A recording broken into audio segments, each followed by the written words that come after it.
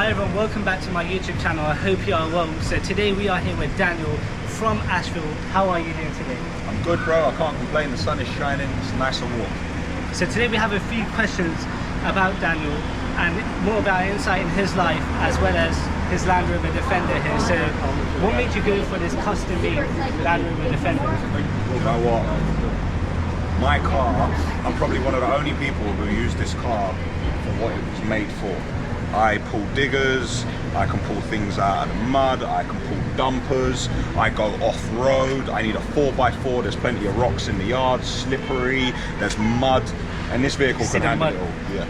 And don't watch the rims, how I scratch them up, don't watch that. Rims and mud everywhere.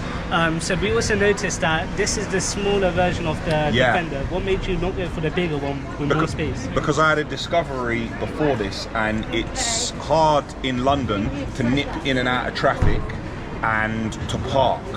And when I had the bigger car, everyone will say, oh, you got a car, you got a bigger car, we'll go in your car. So I finished with that. So I went for the 90 because the 90 is easier to park, and now everybody can't say, you got a bigger car, we'll go in your car. But there's no back seats here. This is all just high-vis, bags, boots, stuff I need for work.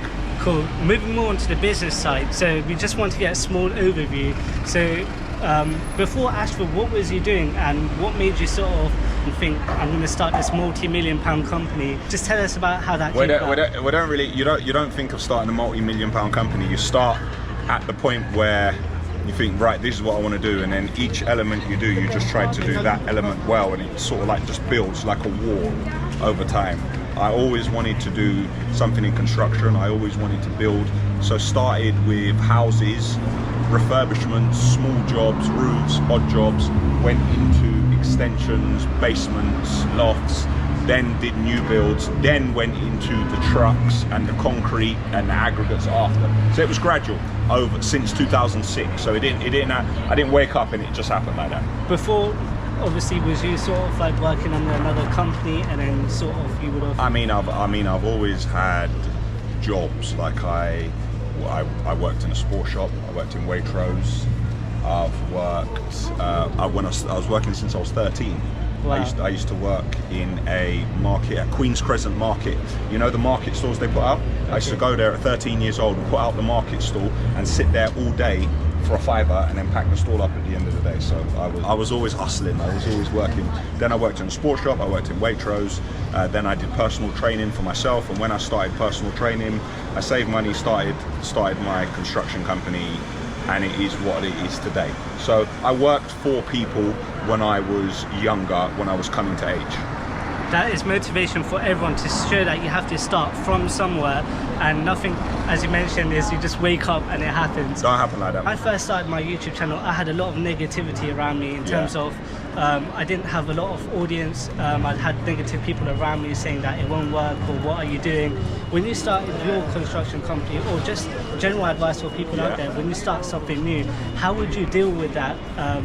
There's thoughts coming into your head, and there's people around you, or the loss of the slow start to business. How would you deal with that?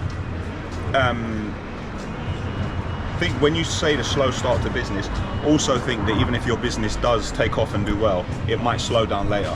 So even if it's slow at the beginning, it may slow down later. So it's something that you should get used to, because there is no business in the history of business which just went like that the entire time. So even if you start well, you might slow down later, which can often be worse because you thought that you were going to keep going and you didn't. You have to love what you do, and you have to be passionate about it, and you have to completely submerge yourself in it.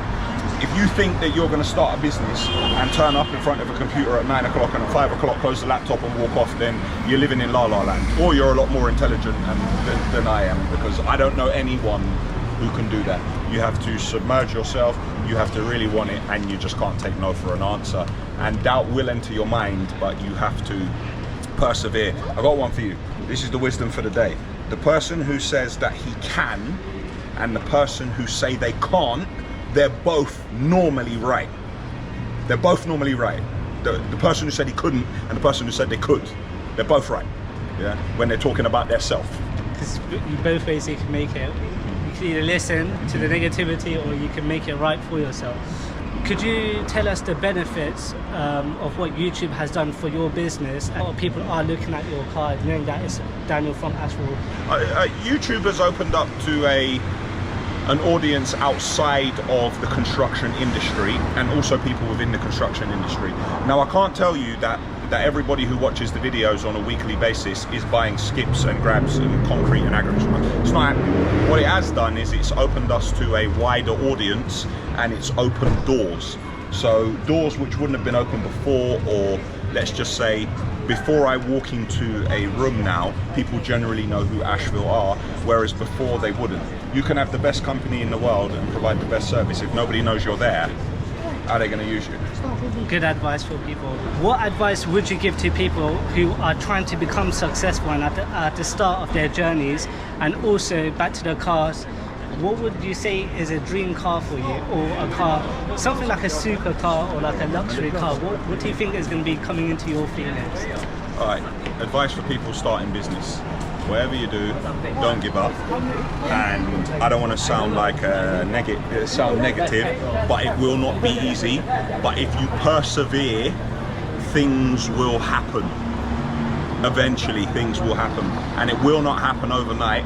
But if there's any journey that you're going to take, I think you should take that journey. And if you haven't tried, you haven't lived. And dream car for me. Well, I'll tell you what. I'm not going to tell you what it is, but this is what I am going to tell you. The showroom ain't far from here, and I've put down a deposit on it, and I'm going to spec it soon, and the video of doing it will be on my new personal channel. That is what I'll tell you. But I already put a deposit on it, and I'm on the list, yeah? And I'm going to spec it. Wow, guys. And it ain't far from here. So that means it could potentially be either a Bugatti, Bentley, Bugatti or Ferrari in Mayfair. So look out on Daniel's channels, check out all his social media. Obviously Ashville, the main channel, Sundays every morning. Ashville Weekly, 8 o'clock tomorrow. Every Sunday, Ashville Weekly, 8 AM, without a doubt. Tomorrow morning, episode 151. 151 weeks straight.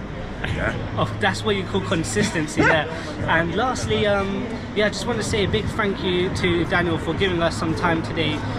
Really genuine character. I wish him more success in the future. Yeah, it's Saturday. We are not in the yard, but we're in Supercar Central. It's a Saturday, we are not in the yard. We were in the yard and now we're here. But I've just got a message from one of the editors, and I am about to go back to the yard because I need to do a watch through of the video. So there's a little thing to show you about business. When you see a video, when you see weeks of 151 weeks, one after the other, on Saturday night, it's 6:09. I am going back to the yard to watch the video to make sure it goes out tomorrow. Yeah. That just shows you hard work. I've only posted a few videos so far, and I'm at the very start of my journey. So well, good luck with it. 151 weeks. 151 weeks. About 260 odd videos, I think. That is 65 million views, I think, so far. We started in 2020. Exactly. Well, there you have it, guys. Thank you so much for watching today. As I mentioned earlier, check out Daniel's socials. Genuine person. Don't forget to subscribe, share, and like. Big up Ishaaq. There we have it. Thanks for having me, man. Thank you. So just a few cool things to point out about the Defender here. Instead of having the Land Rover badges on the front and the back of the car, which I'll just show you guys now, instead we have Ashville here.